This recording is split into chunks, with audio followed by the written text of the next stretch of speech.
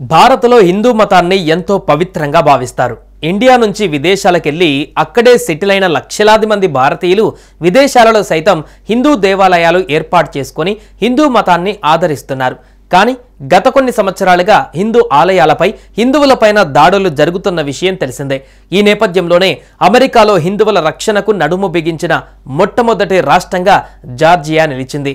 కొత్తగా తెచ్చిన ఈ హిందూ ఫోబియా బిల్లు ఆమోదం పొందితే భారతీయులకు మేలు జరుగుతుందని భావిస్తున్నారు.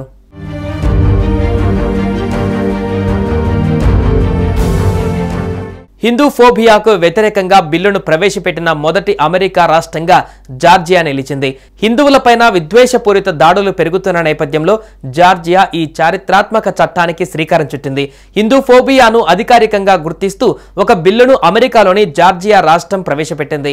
దీంతో హిందూ ఫోబియాను గుర్తించిన తొలి అమెరికా రాష్ట్రంగా జార్జియా కీర్తించబడుతుంది. ఈ బిల్లుకు ఆమోదం లభించి చట్టంగా మారితే జార్జియా పీనల్ కోడ్ను సవరిస్తారు. ఫలితంగా దర్యాప్తు సంస్థలు హిందూ ఫోబియా, హిందువుల పట్ల వివక్ష, విద్వేషపూరిత నేరాలపైన చర్యలు చేపట్టడానికి వీలవుతుంది.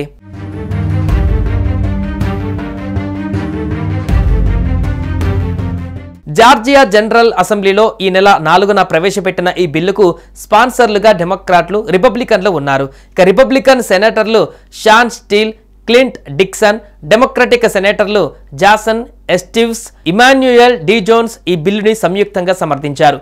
Coalition of Hindus of North America దీనిపైన హర్షం వ్యక్తం చేసింది. ఈ బిల్లుకు మద్దతు ఇచ్చిన వారందరికీ ధన్యవాదాలు తెలిపింది. కాగా జార్జియాలోని అతిపెద్ద ఇండో అమెరికన్ కమ్యూనిటీ ఫోర్సిత్ కౌంటీకి ప్రాతినిధ్యం వహిస్తున్న రిపబ్లికన్ ప్రతినిధులు లారెన్ మెక్డొనాల్డ్, టాడ్ జోన్స్ ఈ తీర్మానం ప్రవేశపెట్టడంలో కీలక పాత్ర పోషించారు.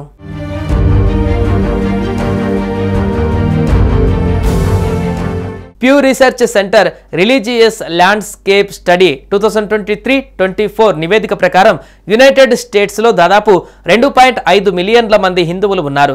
ఇది మొత్తం అమెరికా జనాభాలో దాదాపు 1%. వీరిలో 40,000 మందికి పైగా జార్జియాలో నివసిస్తున్నారు. ప్రధానంగా అట్లాంటా మెట్రోపాలిటన్ ప్రాంతంలో భారతీయుల సంఖ్య ఎక్కువగా ఉంది. దీంతో అమెరికాలో హిందూ ఫోబియా బిల్లు ఆమోదం పొందితే అక్కడి హిందువులకు రక్షణగా నిలుస్తుందని నిపుణులు చెబుతున్నారు. చూడాలి మరి ఈ హిందూ ఫోబియా బిల్లు ఆమోదిస్తారా లేదా అనేది.